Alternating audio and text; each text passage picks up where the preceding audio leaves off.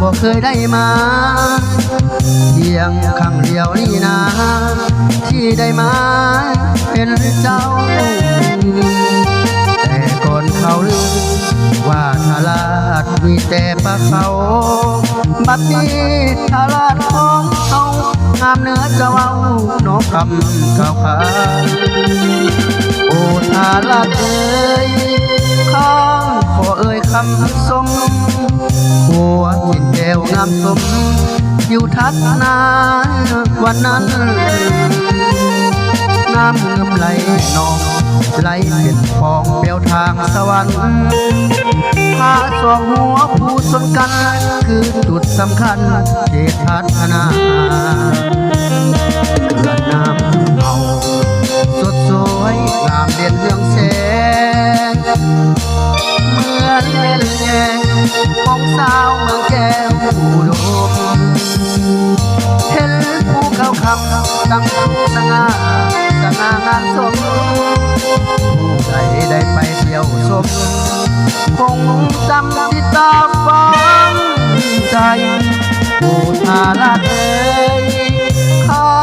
ขอเอ่ยคำลาวันหนึ่งคงได้กลับมาเขตพัฒนาจนได้หน้าที่สำคัญอยู่เด็กจันนั้นยังมากหลายลาก่อนมีควันดวงใจ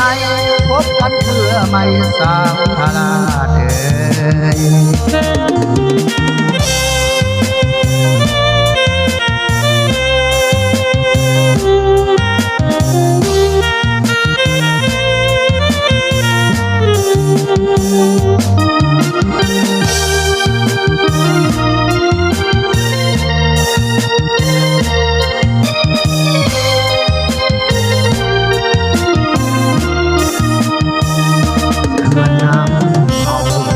สดสวยงามเด่นเรืองแส